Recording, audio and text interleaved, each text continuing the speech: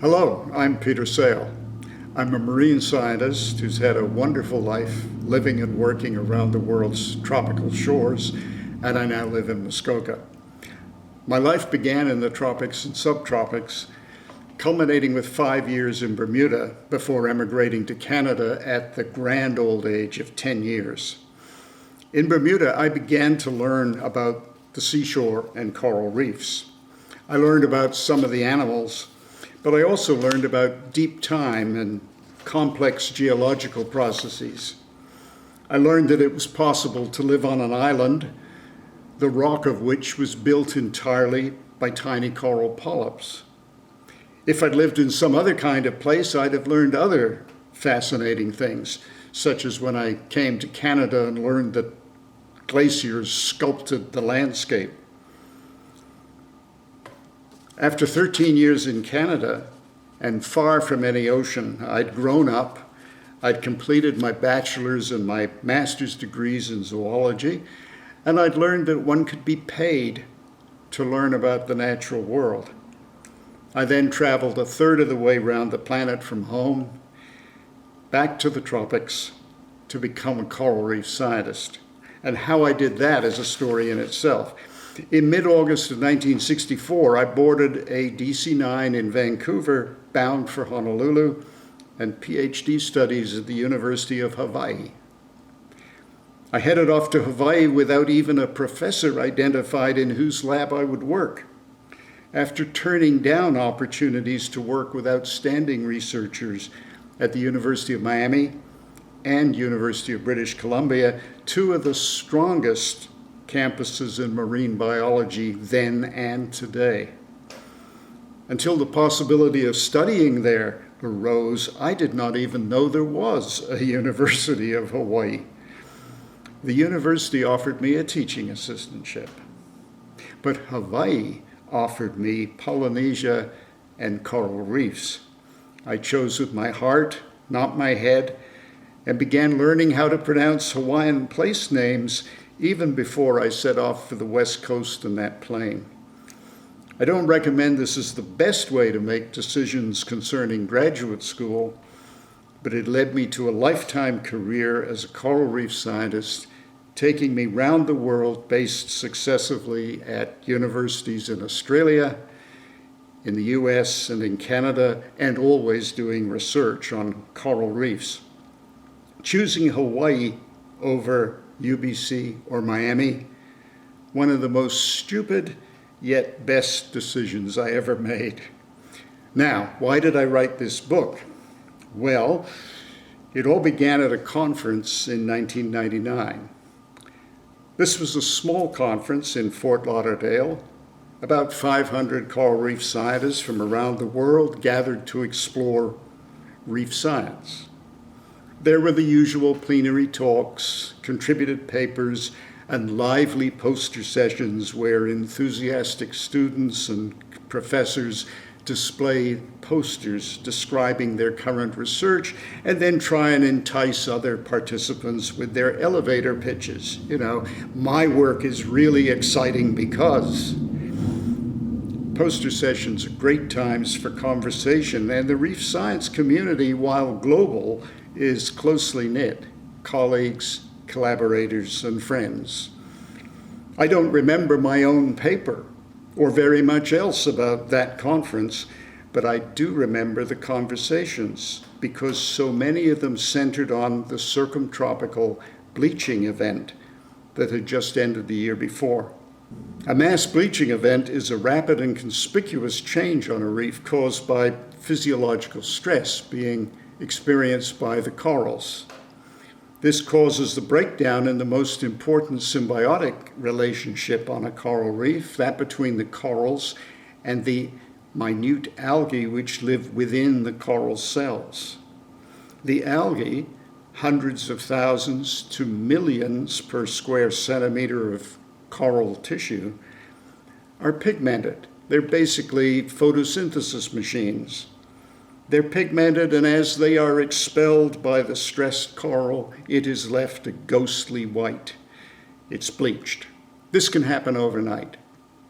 In 1997-98, during the then strongest El Nino since 1950, and one of the strongest in the last 400 years, which is as far back as we know, warm water had turned coral reefs white, first here, then there, around the world, a global wave of destruction. It was the first time bleaching had occurred on anywhere near such a massive scale. And over the weeks following the bleaching, many of those corals had died. And there were reports of reefs in all oceans that had suffered extremely high die-offs of coral. 60%, 75%, 99%. The Fort Lauderdale conference was the first opportunity many of us had to talk with colleagues who had witnessed that destruction firsthand. We all knew about the link between bleaching and warm water and understood the seriousness of what had just happened. Climate was warming, bleaching would become more and more frequent, more and more reefs would be damaged. This did not bode well for coral reefs. But I also remember we all anticipated that a signal as conspicuous as a global bleaching event would surely be a sign to the world that we had to deal with climate change, and quickly. And we found that expectation strangely comforting, except that it didn't happen. Most of the world just did not care. I now understand why so few people cared. Most of us have never had the luck to see a coral reef, and many of those who have were tourists. They've seen a reef once during a brief snorkeling event, wedged into a busy sun and sand vacation somewhere far from home. We think we know what reefs are, but we don't really comprehend them, we don't understand them, and they certainly haven't captured our emotions. Reefs remain part of the other, and we don't care about the other. As well as being ecologically and economically extremely important for the millions of people who live nearby, coral reefs are a supremely magnificent feature of our planet. Majestic ocean realms with amazing stories to tell.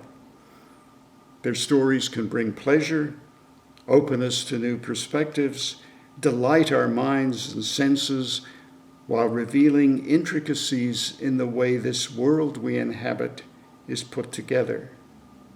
Reefs offer stories of sublime beauty and of great power, as well as stories that can help us understand our current predicament as we alter our world in ways that will do harm to us and to those we love. Remembering the conversations in Fort Lauderdale, I knew I had to write because I believe we need those stories. I believe that if we can reconnect with the natural world, then maybe we can come to actually appreciate in a visceral way that our civilization cannot survive if we go on as we have been. We must understand that the biosphere is not simply here, one fact about our world. The biosphere makes it possible for us to be here, and reefs are sublime portions of the biosphere. In fact, reefs are so sublime, fascinating, marvelous, they make connection easy. But we need the stories to help us connect. I think the wonder that reefs can inspire might lift our spirits and drive the reforms that we must make.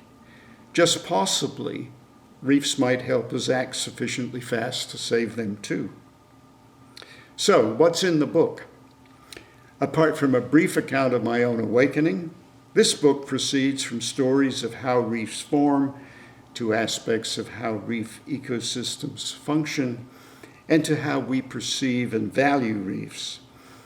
The final chapter deals with the important message reefs have been trying to send, and the change in perspective that we need to make to right the damage we've been doing.